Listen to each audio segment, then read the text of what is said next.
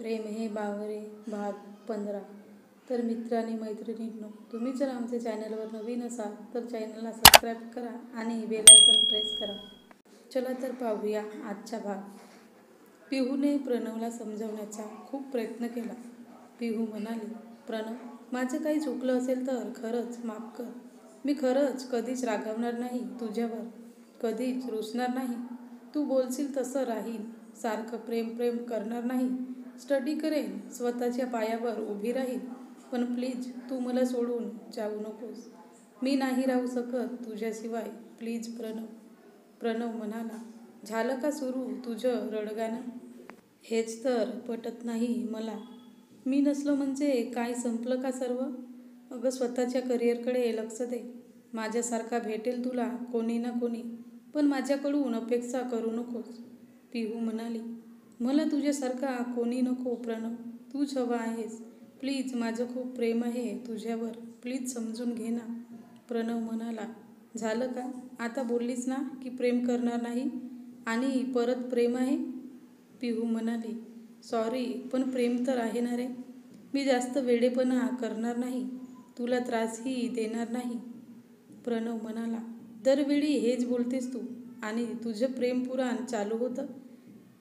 माझ्यासाठी कोणतंच नातं जीवनभर सांभाळता येत नाही. सर्व तात्पुरते असते. आपण सोबत होतो तेव्हा ऐकलं ना तुझं? वागलो ना तुला हवा तसा? होतो सोबत तोपर्यंत ठीक होतो ना सर्व? मग झालं, आता वेगळं होत आहे मी, तर तू इतका तांडव का करत आहेस? तर पिहू म्हणाली, पण मी तर कधीच तात्पुरता विचार केला नाही. प्रणव, मी कितीतरी स्वप्न पाहिली आहेत आपल्या भविष्याची. मला तर मी असेपर्यंत तू माझ्या लाईफमध्ये हवा आहेस. प्रणव म्हणाला, स्वप्न? मी कधी बोललो होतं का तुला स्वप्न पाहायला? आता हा तुझा प्रश्न आहे. मी यात काही करू शकत नाही. प्लीज, यापुढे मला जमणार नाही बोलायला तुझ्यासोबत. बाय. पिहूच्या काळजाचे 1000 तुकडे झाले होते. बाबांनी तर तिला कानाखाली दिली होती, पण प्रणवने मात्र तिच्या मनावर वार केला होता. शरीरावरच्या जखमा भरतात, पण मन तुटलं की माणूस कोलमडून जातो. अभ्यास, कॉलेज, आईबाबा, उमादी या कोणाचाच विचार पिहूच्या डोक्यात नव्हते. होता तर फक्त प्रणव. जे झालं त्यावर तिचा विश्वास बसत नव्हता. प्रणव असा वागेल असा विचारही केला नव्हता तिने. हो, थोडा रागीट आहे, पण असा घात करेल नाही, काहीतरी कारण असेल. प्रणव नाही असं करणार, ती स्वतःलाच समजावत होती. सुदैवाने ती कॉलेजला जाऊ शकत होती. बाबांनी तिचं कॉलेज बंद केलं नव्हते उमा प्रकरण झाल्यानंतर. पण कॉलेज असो की घर, कुठेच तिचं लक्ष नव्हतंच. सायलीलाही पिहूला काहीतरी प्रॉब्लेम आहे असं वाटू लागलं होतं. लेक्चर चालू असतानाच तिच्या डोळ्यातून आपोआप पाणी यायला चालू होत असे.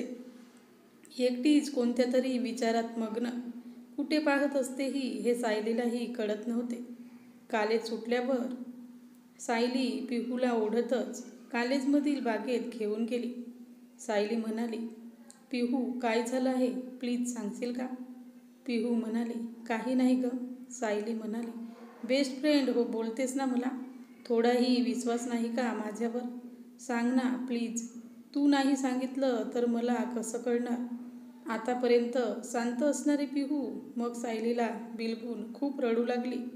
सायलीने तिला शांत केलं व पुन्हा विचारलं. तेव्हा पिहूने प्रणव काय बोलला हे तिला सांगितलं. सायली म्हणाली, पिहू, खरंच रागावू नकोस, पण मला त्या प्रणववर पहिल्यापासूनच विश्वास नव्हता.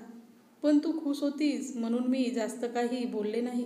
आणि तू कशाला त्या मूर्खाचा विचार करत आहेस? सोड ना, तो प्रेमाच्या लायकीचाच नाही. असं कसं वागू शकतो तो? मला नाही वाटत त्याने तुझ्यावर कधी प्रेम केलं असेल. थोडं तरी केलं असतं तर असं बोलण्याआधी तुझा विचार केला आता त्याने? पिहू म्हणाली, त्याने जे केलं ते केलं गं, पण माझं तर खरं प्रेम आहे ना त्याच्यावर. मी नाही राहू शकत त्याच्याशिवाय. पण आता तो माझ्यासोबत साधं बोलतही नाही. पिहू पुन्हा रडू लागली आणि एकदम शांत होऊन बोलली, मी सुसाईड करते त्यापेक्षा निदान हा त्रास तर होणार नाही मला, आणि त्यालाही सुटका मिळेल माझ्यापासून. सायली म्हणाली, तू वेडी झाली आहेस का? असले काहीही विचार करू नकोस. मी बोलून पाहते त्याच्यासोबत. मी समजावेन त्याला, पण तू असले विचार करू नकोस. पिहू म्हणाली, तू खरंच बोलशील का त्याला? पण नको, त्याला राग आला तर? सायली म्हणाली, नाही, मी समजावेन त्याला, तू नको काळजी करू. आणि तुझ्यासोबत बोलायला लावेन. पिहू म्हणाली, खरंच? सायलीचं बोलणं ऐकून पिहूचा चेहरा फुलला होता. पिहू म्हणाली, थँक्यू सायली, खूप खूप थँक्यू. सायली म्हणाली, खरं तर त्याला 4 कानाखाली ओढू वाटत आहे मला, पण काय करायचं? अडला नारायण धरी गाढवाचे पाय हो, असं बोलून सायली हसते. पिहू म्हणाली, गाढव नको बोलू त्याला, आणि प्लीज त्याला रागात काही बोलू नकोस. प्रॉमिस कर, प्लीज तू त्याच्यासोबत नीट बोलशील. सायली म्हणाली, हो बाई, नको काळजी करू, मी नीट बोलेन. आता नंबर दे त्याचा. मग पिहू प्रणवचा नंबर सायलीला देते आणि त्याच्यासोबत बोललीस की तो काय म्हणाला, प्लीज मला लगेच फोन करून सांग, मी वाट पाहत आहे. सायलीही मग ओके बोलून घरी जाते. पिहूही घरी येऊन सायली कधी फोन करते याची वाट पाहत राहते.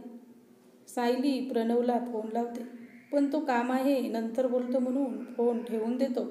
इकडे पिहू सायलीला फोन करून प्रणव काय बोलला विचारते, पण त्याला काम होतं म्हणून तो बोलला नाही म्हणून सायली तिला सांगते. पिहू पुन्हा उदास होते. सायली पिहूला, मी पुन्हा त्याला फोन करून तुला सांगेन, तू टेन्शन घेऊ नकोस म्हणून समजावते. सायली पुन्हा संध्याकाळी प्रणवला फोन करते. सायली म्हणाली, हाय प्रणव, मी सायली, पिहूची मैत्रीण. मी दुपारी फोन केला होता. प्रणव म्हणाला, हो माहीत आहे मला. बोल, नंबर कोणी दिला? सायली म्हणाली, पिहूने. प्रणव म्हणाला, बरं बोल, काय काम होतं? सायली म्हणाली, काय झालं, तू पिहूसोबत बोलत नाहीस? अरे खूप प्रेम करते ती तुझ्यावर, प्लीज तिला थोडं समजून घे. प्रणव म्हणाला, हे बघ सायली, मी कधीच तिच्यावर प्रेम केलं नाही. मी फक्त तिला फ्रेंड्स मानतो. पण आता तेही नाही. खूप सायको आहे ती मुलगी. मी कधी बोललीही नाही ते तिच्यावर प्रेम असतो असं. पण ती खूप वेड्यासारखा नुसता प्रेम प्रेम करते. मला नाही पटत हे सर्व. ती ऐकूनही घेत नाही. स्वतःचं करिअरवर लक्ष द्यायचं सोडून प्रेमाच्या मागे लागली आहे आणि उगाच मला त्रास देत आहे. माझं प्रेम नाही तिच्यावर. सायली विचार करते, काय नालायक माणूस आहे. सरळ खोटं बोलतो. साधं याला तिच्या भावनांची कदरही नाही आणि ती मूर्ख मुलगी याला सर्वस्व मानून बसली. यार, समोर असताना 4 वाजवल्या असत्या त्याच्या कानाखाली. परत कोणत्या मुलीच्या भावनांची तर खेळला नसता. प्रणव म्हणाला, हॅलो, ऐकती आहेस ना? सायली म्हणाली, हो बरोबर आहे तुझं, पण निदान थोडा वेळ तरी दे तिला सावरायला. असं अचानक बोलणं बंद केलंस तर ती तुटून जाईल, प्लीज. प्रणव म्हणाला, मी बोललो तरी काय फायदा? ती पुन्हा प्रेमाचं रडगाणं सुरू करेल आणि मला नकोय ते. सायली म्हणाली, नाही, मी समजावेन तिला. तू फक्त मित्र म्हणून तर बोल तिच्यासोबत, निदान ती यातून सावरूपर्यंत तरी. प्रणव म्हणाला, ठीक आहे, मी बोलेन तिच्यासोबत, पण तिने जर पुन्हा प्रेमाचं नाव जरी काढलं तरी मी पुन्हा बोलणार नाही. सायली म्हणाली, ओके ठीक आहे.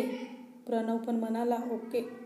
प्रणवला तर समजावलं बोल म्हणून, पण आता पिहूला सांगणं फार महाकठीण. निदान तो थोडं बोलला तर ती थोडी सावरेल तरी. सायली पिहूला प्रणवसोबत बोलले म्हणून सांगते. पिहू खूप खुश होते. काय बोलला म्हणून विचारू लागते, पण सायलीला विचार पडतो की कसं सांगावं हिला. तो तर प्रेम केलाच नाही बोलतो, पण त्यासाठीच सायलीने प्रणवसोबतचं बोलणं रेकॉर्ड केलेलं असतं, कारण तिने सांगून पिहूला पटलं नसतं. सायली तिला सांगते, मी बोलणं रेकॉर्ड केलं आहे, तू ऐक. आता मी जास्त काही बोलत बसत नाही, आपण उद्या बोलू. मग सायली पिहूला रेकॉर्ड सेंड करते. पिहू हेडफोन लावून ऐकत असते. प्रणवचा एक एक शब्द तिचं काळीज चिरत असतो. मी कधी प्रेमच केलं नाही तिच्यावर. मी कधी बोललोच नाही तिला प्रेम आहे म्हणून. सायको आहे ती. पिहूचे डोळे सतत वाहत होते. प्रणव इतकं खोटं बोलला. त्याने कधीच बोललं नाही का माझ्यावर प्रेम आहे. खरंच मी सायको झाली आहे का? रेकॉर्ड संपतं तरी पिहू ते 4-5 वेळा पुन्हा पुन्हा ऐकते. रडल्यामुळे तिचं डोकं जड झालं होतं. ती तशीच बेडवर झोपी गेली होती. थोडाच वेळ झाला होता.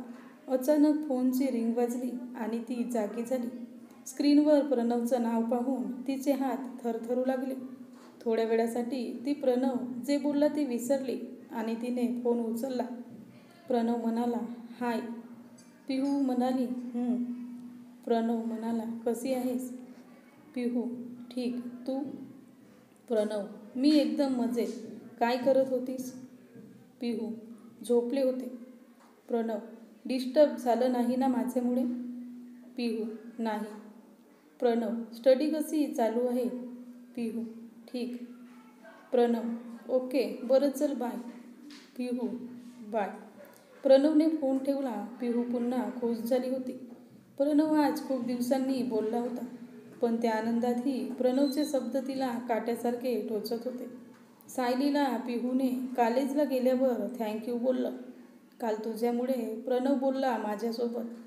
सायली म्हणाली, पिहू, तुझे थँक्यूसाठी मी तुला रेकॉर्ड पाठवलं नव्हतं. ऐकलेस ना त्याचे तुझ्याबद्दलचे विचार? प्लीज पिहू, यातून बाहेर पड. नको तो प्रणव. नाही त्याची लायकी ग तुझ्यासारख्या अशा हळव्या मुलीचं प्रेम मिळवायची. पिहू म्हणाली, मी प्रयत्न करेन. सायली म्हणाली, that's like a good girl. पण प्रेम विसरता येतं का इतक्या लवकर? नाही. पिहू प्रणव बोलावा म्हणून एक एक दिवस वाट पाहू लागली. आता पहिल्यासारखं ती त्याला सारखे फोन मेसेज करत नव्हती. 4-5 दिवसातून एकदा तरी त्याच्यासोबत बोलत असे. तो हो मोजकच बोलायचा, जण उपकारच करत आहे असं. पिहूचं मन खूप हळवं होतं. तिला त्याच्या असं तुटक बोलण्याचा त्रास होत असे. पण काय करणार तरी काय? तो बोलतो यातच तिचं समाधान होतं. आठवडा झाला होता. पिहू प्रणवसोबत बोलली नव्हती. खूप अस्वस्थ होऊन तिने प्रणवला फोन लावला.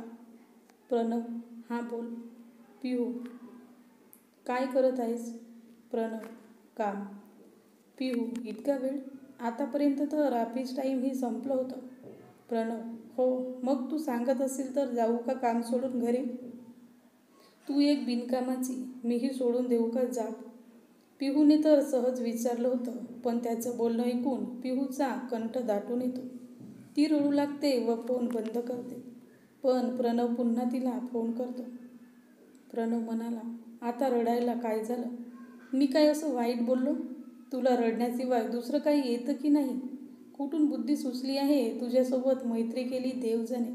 माझ्या लाईफमधली सर्वात मोठी चूक आहेस तू. प्रत्येक गोष्टीत इमोशन. शिट यार, जग प्रॅक्टिकल आहे.